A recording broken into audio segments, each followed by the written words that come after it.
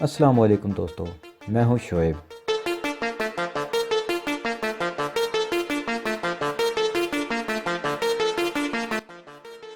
اور آج ہم بات کریں گے ڈریگن ٹرائی اینگل کے بارے میں۔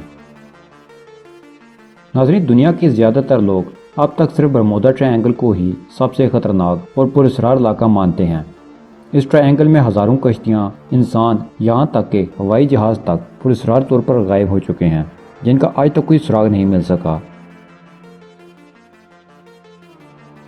لیکن وہ یہ نہیں جانتے کہ سیارہ زمین پر اس سے بھی زیادہ عجیب، خطرناک اور پراسرار جگہ موجود ہے، جسے ڈریگن ٹرائی اینگل کے نام سے جانا جاتا ہے۔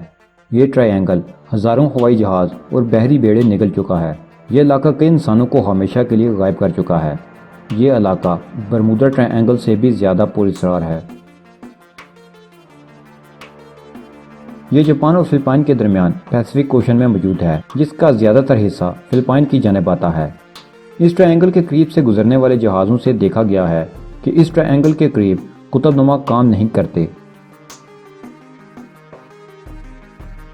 جبکہ اس میں سے کئی مختلف اقسام کی انجان مشینوں کو نکلتے دیکھا گیا ہے، جنہیں بعض لوگ خلائی مخلوق کی اڑن تشتریوں سے بھی منسوب کرتے ہیں۔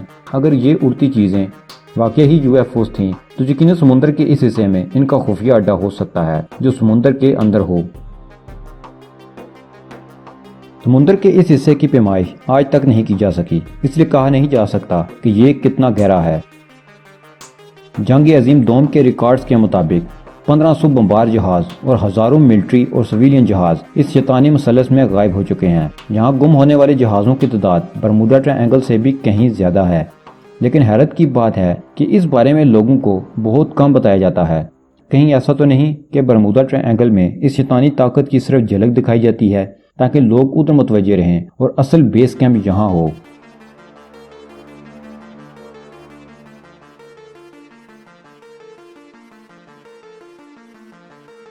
اس علاقہ میں کئی بار بنا انسانوں کے جہاز دیکھے گئے ہیں جو وہاں منڈلاتے ہیں، انہیں گھوسٹ شپ کا نام دیا گیا ہے۔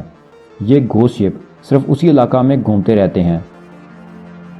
اس پراسرار مثلث کے بارے میں جاننے کے لیے کئی ٹیمیں گئیں، لیکن بدقسمتی سے یہ ٹیمیں بھی آج تک واپس نہیں آ سکیں اور ہمیشہ کے لیے اس پراسرار علاقہ میں پھنس کر رہ گئیں۔ اگر کبھی ان میں سے کوئی واپس آ پایا اور وہ اپنے حواس میں ہوا تو اس کے انکشافات بہت حیران کن ہوں گے۔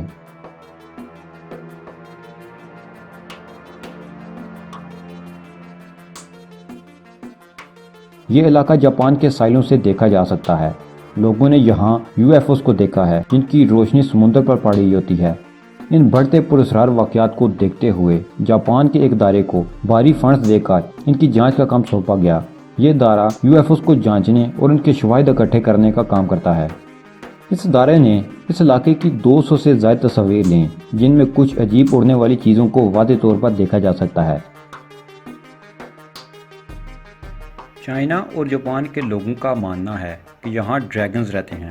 یہ خفیہ جگہ ماضی کے ڈریگنز کی ہے جو اس مقام پر چھپے ہوئے ہیں، اور جب کوئی ان کے علاقہ میں داخل ہوتا ہے تو ان کے ساتھ عجیب واقعات پیش آتے ہیں جو عقل سے ماورا ہیں۔ ہمیں چاہیے کہ ڈریگنز کے علاقہ سے دور رہیں اور انہیں تنگ نہ کریں۔ اگر یہ واپس دنیا میں آ گئے تو دنیا کی خیر نہیں۔ اب یہ چیزیں ڈریگنز ہیں، کوئی پراسرار مخلوق ہیں یا ایلینز کی UFOs، ابھی ہم وثوق سے نہیں کہہ سکتے۔ مزید تحقیقات اور آنے والا وقت ہی اس کا فیصلہ کر سکے گا۔ فی الحال تو انسان اس مہم کا شکار ہو رہا ہے۔